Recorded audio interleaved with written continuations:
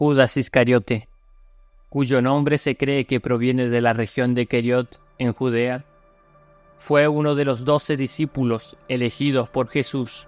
A lo largo de los evangelios, Judas se destaca como el encargado del dinero del grupo, lo que evidencia que aparentemente era una persona de confianza. Pero ninguno de los que estaban a la mesa entendió por qué le dijo esto, porque algunos pensaban, puesto que Judas tenía la bolsa, que Jesús le decía: compra lo que necesitamos para la fiesta, o que diese algo a los pobres. Sin embargo, Judas tomó decisiones que lo llevaron por un camino oscuro y trágico. A pesar de ser testigo de los milagros y enseñanzas de Jesús, Judas fue protagonista de uno de los eventos más infames de la historia de la humanidad: traicionar por 30 piezas de plata al Hijo de Dios. Entonces uno de los 12, que se llamaba Judas Iscariote, fue a los principales sacerdotes y les dijo: ¿qué me queréis dar? Y yo os lo entregaré. Y ellos le asignaron 30 piezas de plata, y desde entonces buscaba oportunidad para entregarle. Durante la última cena, Jesús revela que uno de sus discípulos lo traicionaría. Cuando llegó la noche, se sentó a la mesa con los 12, y mientras comían, dijo: de cierto os digo que uno de vosotros me va a entregar. A pesar de la advertencia de Jesús, Judas sigue adelante con su plan y finalmente guía a las autoridades judías hasta Jesús en el huerto de Getsemaní, donde lo identifica con un beso. Ahora la pregunta es: ¿qué fue lo que motivó a Judas a traicionar a Jesús? Para responder a nuestra pregunta, escuchemos al pastor Sugel Michelén y al pastor John MacArthur, quienes nos explicarán bíblicamente este tema. Cuando Judas conoció al Señor, él pensó que Jesús iba a implantar un reino terrenal en Israel, que sus discípulos más cercanos ocuparían los puestos de más preeminencia, y el Señor lo sabía.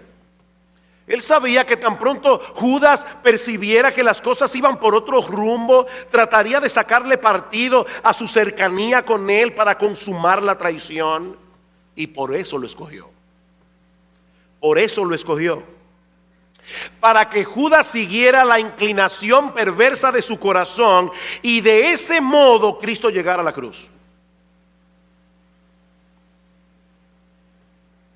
Por supuesto, no fue Dios el que movió a Judas a vender a Jesús.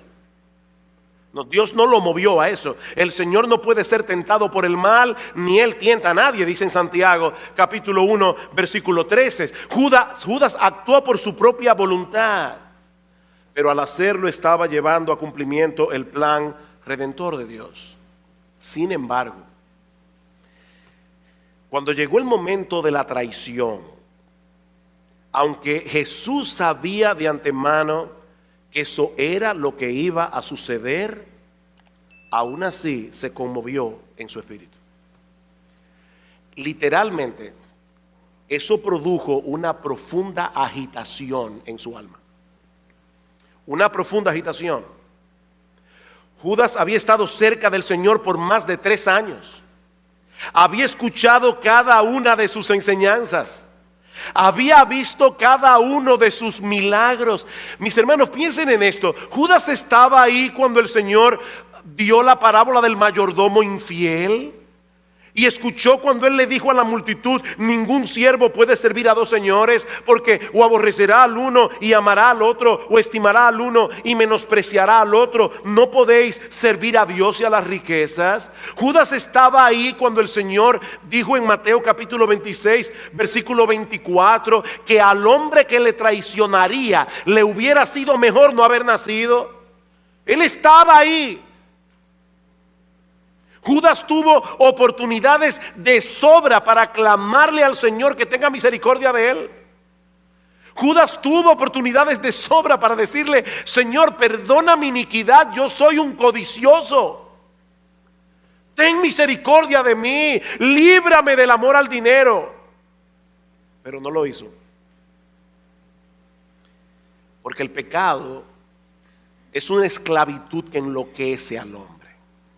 Su progreso hacia la traición. Su progreso. El Evangelio de Juan es el lugar al que tenemos que acudir para ver el progreso. Y en cierta manera podemos ver lo que está pasando. 3 años están pasando y Judas sigue esperando que en cualquier minuto Jesús va a establecer el reino. Va a venir.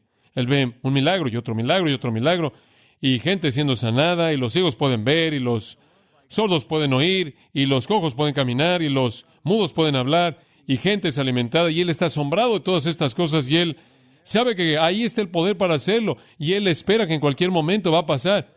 Y él es tan avaro que él se mantiene ahí, se mantiene ahí, y se mantiene ahí con tenacidad, esperando que ese reino se establezca.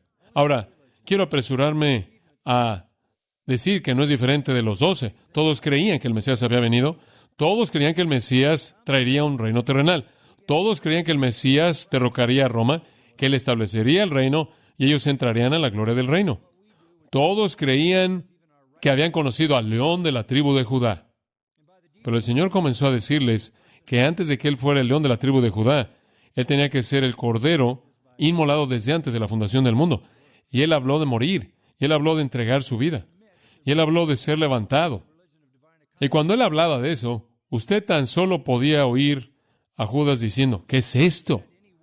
Y yo creo que lo que simplemente destruyó a Judas fue la entrada triunfal. Cuando Jesús entró a la ciudad y fue Hosana al Hijo de David, y las palmas a sus pies y todas las alabanzas y todo el mundo reconociéndolo como el Mesías, y él entra y Judas tiene que estar atrás diciendo: esto es todo, esto va a pasar hoy, lo va a establecer, se va a hacer hoy. ¿Qué preparación? Jesús se baja del asno y da su discurso. Este es su discurso: a menos de que un grano de trigo caiga al suelo y muera, permanece solo, tengo que morir. Y creo que literalmente eso lo devastó. Esa fue la gota que derramó el vaso.